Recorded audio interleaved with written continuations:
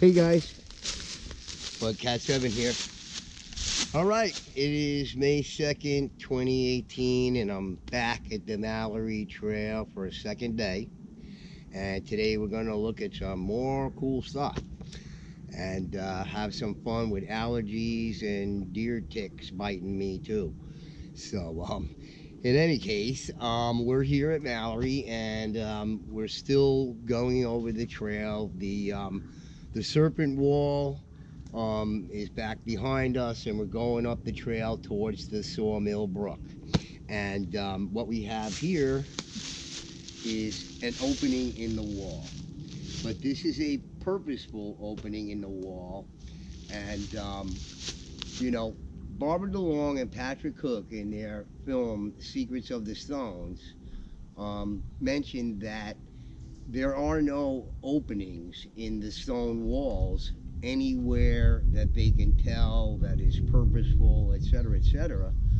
But I guess they didn't know about Mallory here, and that there are openings in the walls over here, and they are purposeful and done specifically for that purpose.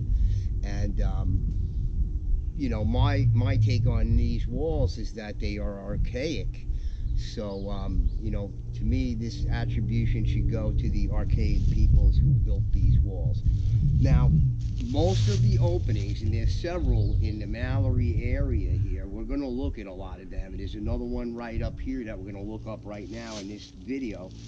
But they're all similar constructions.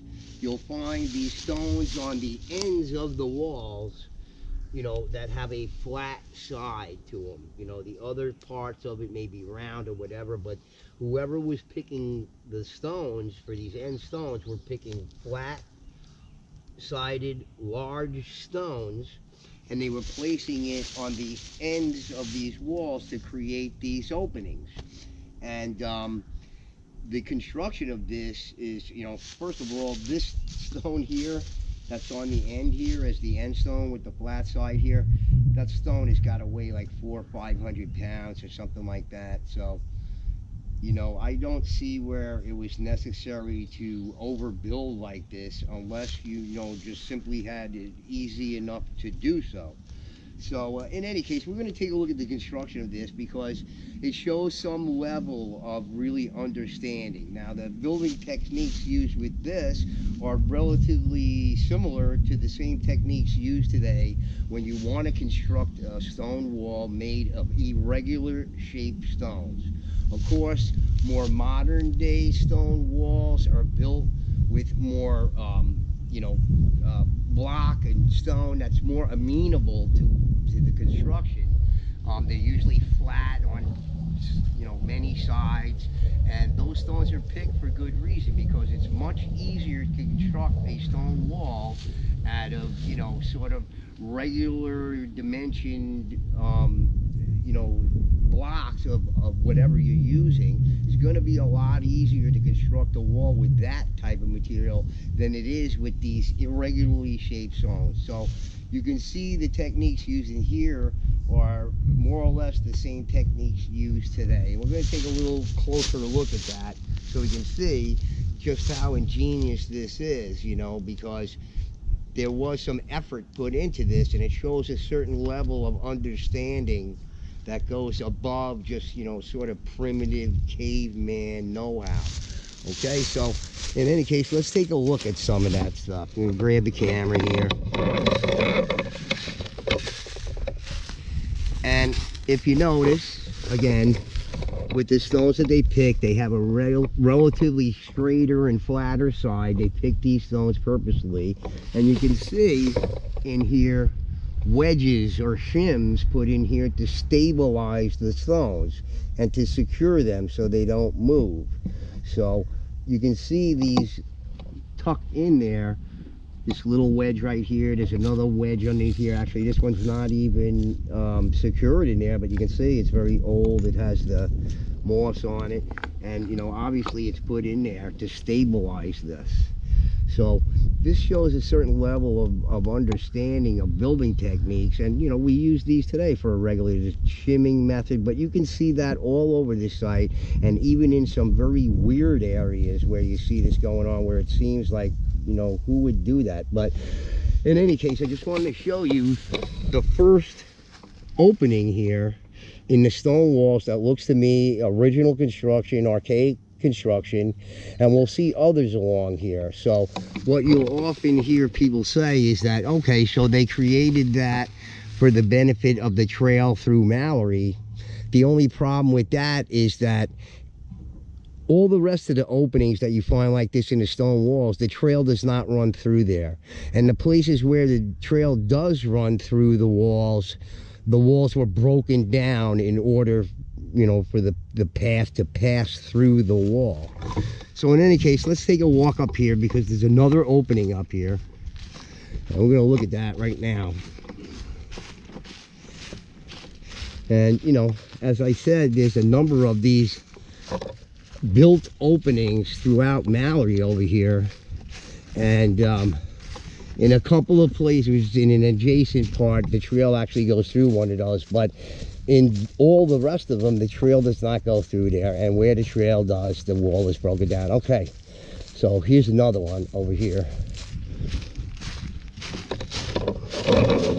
Okay, this has a little bit larger opening than the other one, but again, a similar construction. It's very primitive, and you know, if you look at modern stone wall construction, you can see the level of building techniques in them that are far superior to what you see here.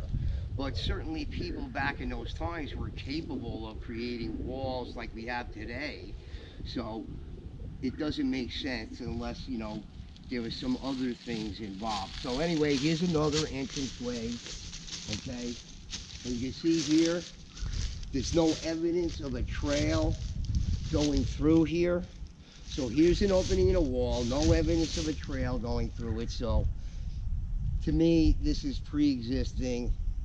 And again, with the same similar building techniques, you have large stones, very large stones, that have flat sides, relatively flat and straight sides turned on the inside. And then they're also shimmed up with other stones, more shim in there. So, as I said, there's other openings throughout Mallory, and we're going to look at those, and the trail does not go through those openings. So these are purposeful openings created specifically as openings. This one is about, I don't know, 8 feet wide. The one back there maybe a little narrower, and there's other places where the openings are even wider than that. So we're going to look at a lot of those throughout the Mallory Trail there, and you're going to see them in some of my other videos that I post. But I just wanted to show you guys these openings in the stone walls, because according to even the alternative research community, there are really no openings in the wall as far as they're concerned. So I certainly invite any of those people to come down here and look at these openings in the walls, okay? And again, it's a, you know, substantial sized rocks with a relatively straight and, you know, not perfect, but, you know, flat side, shimmed up, and no stone in between here to sort of indicate that it may have been, you know, the wall was broken down and then, you know, more stone was put there. You don't see that elsewhere either. So, but where you do see the wall broken down, there's stone all over the place. So in any case, guys, I wanted to show you that. It's the first thing I wanted to show you today, because again, as far as people are concerned, there's not a lot of openings in these stone walls, and there isn't. You know, there are many stone walls, even here in Mallory, that have no entryway, no exit way. To get inside, you got to step over the wall to be in there. And to me, that suggests some other purpose for the walls, you know, other than livestock or farming or, you know, handling material or whatever it might be. So we're going to talk about that later on too. Again, I just wanted to show you the openings in the walls, and where I come across them, I'll get a video of them and we'll look at them. You know, they're very, very interesting. And you know, you see this one over here. Very primitive stuff, but you know, you can see a certain level of, you know, care and understanding. Okay, guys. All right. Off to the next spot. Bud Cat signing off. Bye.